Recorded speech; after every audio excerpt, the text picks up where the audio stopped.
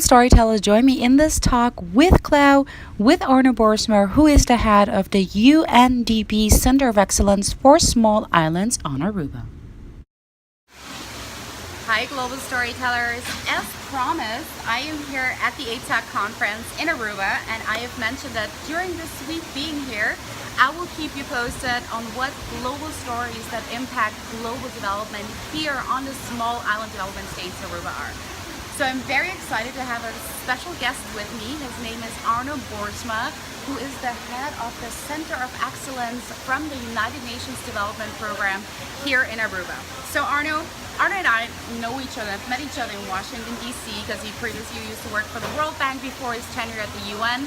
But I'm really excited to talk with Arno because I know Arno has a lot of insight on how knowledge can be best and effectively shared on the island. So just as a little quick intro, I told Arno that this morning I had an opening sessions with young bright minds here from a university and from a high school in Aruba, where I told him what I think some of the measures are on how global storytelling could be best immersed and developed on the island. And one of the measures was to actually use your local intuition, right? So your global mindset that you have with your local intuition to truly try to push an agenda forward. Hi, Center of Claudia. Excellence. Yes, and right? thanks for having me, Claudia, on this for this interview. So the Center of Excellence is an initiative that was launched basically to help islands around the world in sharing great practices and lessons in sustainable development. And that can be tourism, can be energy, can be how do you take care of the coastal management, things like that. And I think it's very necessary because if we really want to achieve the global goals, we need to share, especially islands, Right. which are very often, they're small, they don't have economies of scale. So we don't want to reinvent the wheel. So that's why it was great to meet you again at the ATEC conference, because I always like it when people actually meet face to face, despite all the online tools that we have, online platforms and webinars. Having coffee with each other and exchanging ideas about sustainable development is always, a key way to do it. So that was the great thing that Arno had during his session on how to use sustainable development goals in business at the ATAC conference as well.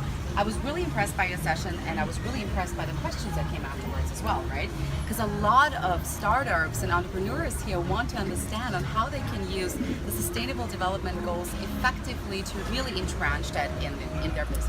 So what I really loved about your session at the ATAC conference, which was titled SDG, Sustainable Development Goals for Business, was the fact that you really spoke about how the SDGs can be implemented on the island. But the Q&A that came up afterwards was very enriching in terms of that there were so many entrepreneurs and startup and small business holders at the ATAC conference who wanted to understand how they can really make their business aligned with the Sustainable Development Goals. And I know you're all about knowledge elicitation, sharing knowledge, sharing best practices. And one thing you've beautifully done is after the hurricane in St. Martin, Arno traveled there to see what can be done in terms of recovery, and you really brought those best practices and messages back to Aruba.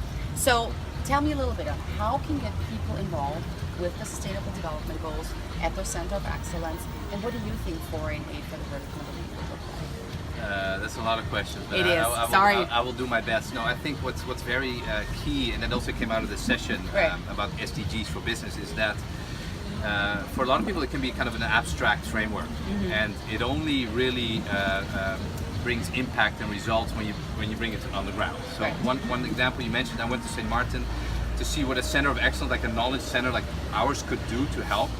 And what struck me is that, and I was there a month after the hurricane actually, but that you see a lot of things on TV, but you have to be on the ground to really grasp the seriousness and to really see those challenges. And so I think that the trick with implementing SDGs is to understand the local context and then look around the world what others have done and what best practices have already been implemented and actually leverage that. So, and we're now looking, and not just in Martin, we're looking at how we can help a lot of those affected islands affected by the hurricanes and flooding, etc.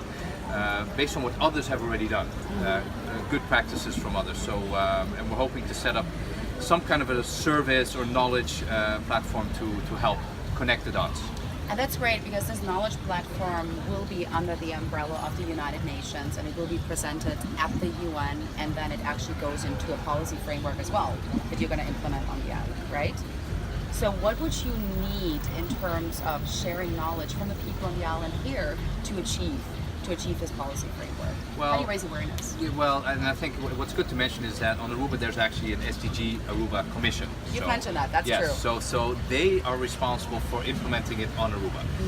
We actually work with them because we actually look at how they do it and then share that with other islands. So we're not responsible to actually implement them here, but we are responsible for helping others and bringing insights from others to here and vice versa. So I think what struck me also at the session is that a lot of entrepreneurs had never heard of the SDGs, and so it's really striking. Yeah, huh? so someone actually commented on that there's a disconnect between the overall global framework that countries are working on and the implementation on the ground. So I think things to do. Well, one thing that can be done is if you have a business or a startup, is actually to look at your business model and see which SDGs kind of fit, so you can integrate it into that framework. And sometimes also in terms of raising awareness, maybe to retrofit. So there's already a lot of things happening.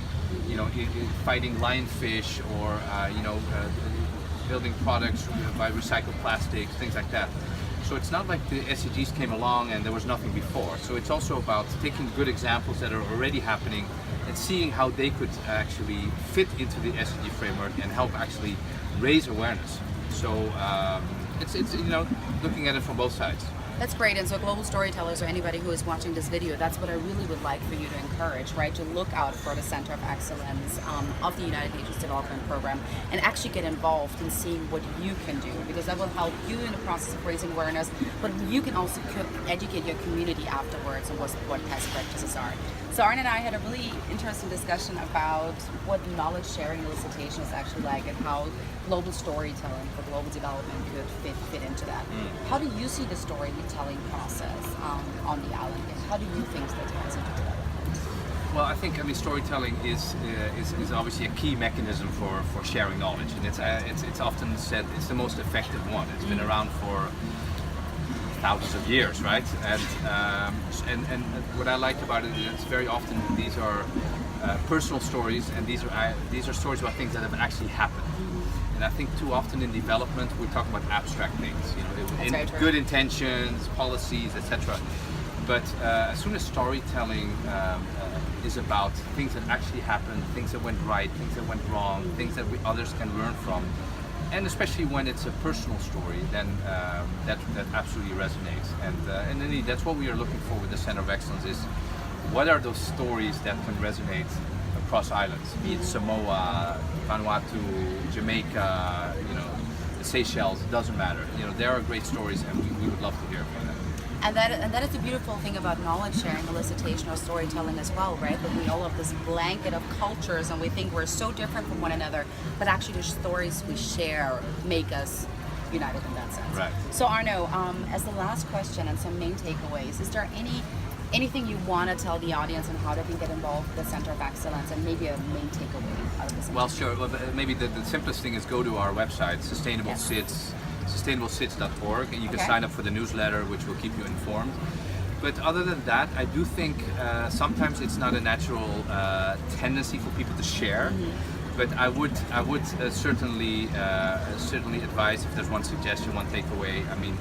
These sustainable development goals, we're not gonna attain them if we don't share. So please be open. Let's break down the silos together and let's share all the good things that are happening. Because especially for islands, we really need to do that. Like I said, we need to bridge these islands of knowledge, and also as we often say at the center, we're working from the one happy island towards one happy planet. So.